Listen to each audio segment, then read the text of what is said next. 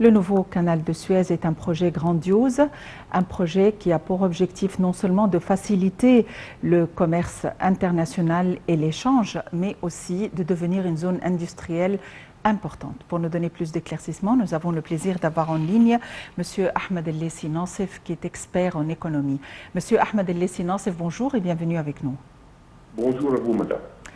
Monsieur Ahmed El-Lessi Nassef, le canal de Suez, le nouveau canal de Suez joue un rôle très important en matière d'échange commercial. Son objectif est non seulement de faciliter la navigation et par conséquent de faciliter l'échange commercial, mais aussi de devenir une zone industrielle importante, et c'est un endroit où énormément de projets seront tenus. Comment peut-on évaluer jusqu'aujourd'hui les bienfaits de ce projet ? Je suis tout à fait d'accord avec vous que ça c'est un projet d'une valeur économique très importante, mais ce que je vois aussi que ce projet a une valeur qui dépasse la valeur économique. C'est très important de se rappeler quand est-ce qu'on a fait ce projet. Le pays dans ce moment n'était pas tout à fait stable, il n'y avait pas assez de confiance entre le peuple et le gouvernement. Il y avait eu de rumeurs à l'époque que le gouvernement va prendre l'argent, ils ne vont pas les retourner et toutes ces histoires-là. Et là, on a eu quelque chose de très important que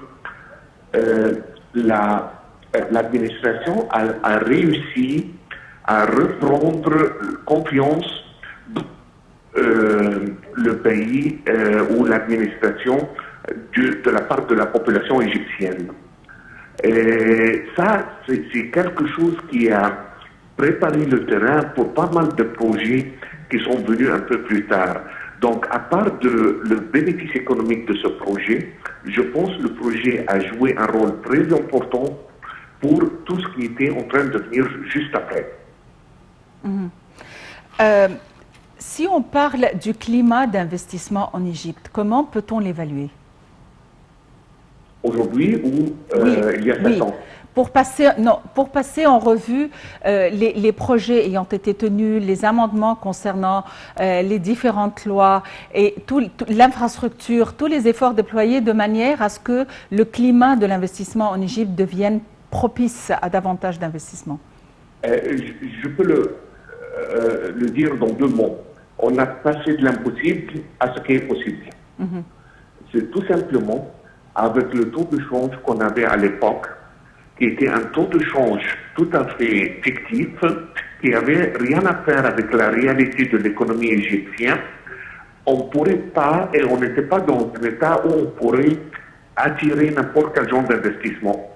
La décision très courageuse qui a été prise en novembre 2016 pour changer le taux de change et flotter le livre égyptien, c'était une décision qui est un peu en retard de 40 ans, parce que les 2 administrations précédentes n'ont pas eu, et je le dis tout simplement, n'ont pas eu le courage de l'administration présente pour prendre cette décision. Et là, on est passé de l'impossible au possible, parce qu'aujourd'hui, on peut demander aux investisseurs de venir en Égypte pour vers des investissements.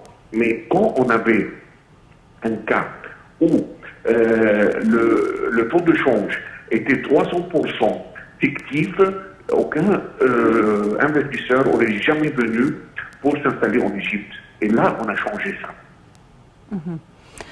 Pour parler de la dimension africaine, l'Égypte a comme priorité l'Afrique, étant donné que l'Afrique, c'est notre continent et nous avons énormément d'échanges à l'heure actuelle.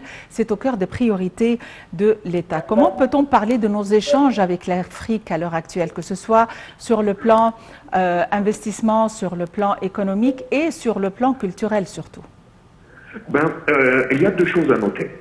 Avant, l'administration présente, on a un peu perdu notre focus du dimension africaine.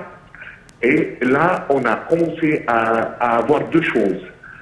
La première, une opportunité perdue énormément sur le niveau économique, parce que pour nous, il y a 45 pays en Afrique qu'on pourrait faire des échanges et des investissements, et ça pourrait vraiment faire une très grande injection économique égyptienne.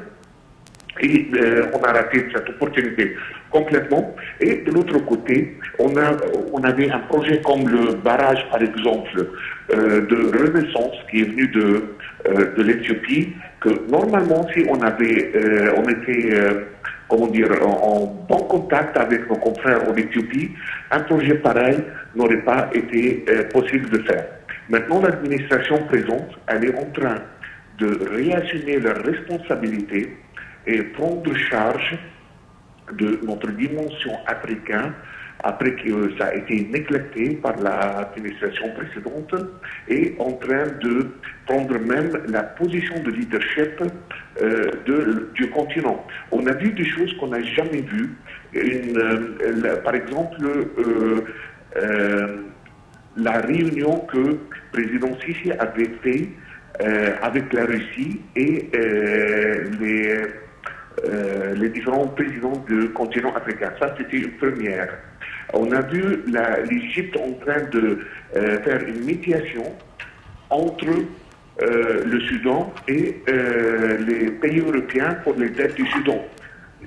Ces choses, ces initiatives sont d'une magnitude très très importante et ça dessine et soulage ou clarifier le rôle du leadership égyptien que nous sommes en train de jouer dans la région. Il y a une autre dimension, c'est la dimension arabo-africaine. Un pont d'entente a été érigé entre la jeunesse arabe et la jeunesse africaine. Quel est l'intérêt d'une telle dimension? C'est très intéressant parce que l'Égypte, il y a 50 ans, avait le leadership, c'était l'exemple de pas mal de jeunes dans la région arabe. Malheureusement, on a perdu cette position et maintenant on est en train de reprendre ça avec pas mal de les conférences qui a été gérées par le président à Sharm el-Sheikh avec tous les jeunes qui venaient de plusieurs pays, surtout les pays arabes, et qui est devenu un nouveau pont entre la jeunesse égyptienne et celle des pays arabes. L'Afrique est un continent qui est très riche en matières premières et en matières brutes. Est-ce qu'on pourrait parler prochainement d'un partenariat entre l'Afrique et les grands pays industrialisés? Bien sûr, l'Afrique, c'est un des pays un des continents les plus riches en matières premières. Et malheureusement, c'est une opportunité très perdue aussi. Et là, avec l'accord du commissaire, avec l'accord du ZAL, la zone arabe de libre-échange, il y a des opportunités énormes pour l'Égypte. Et là qu'on est en train d'assumer notre rôle de coopération économique avec le continent, c'est là seulement qu'on va taper cette opportunité. Et je pense que pas mal de choses vont changer pour l'Égypte et pour nos confrères africains aussi. Monsieur Ahmed El Lessi Nassef, vous êtes expert en économie. Merci d'avoir été avec nous aujourd'hui.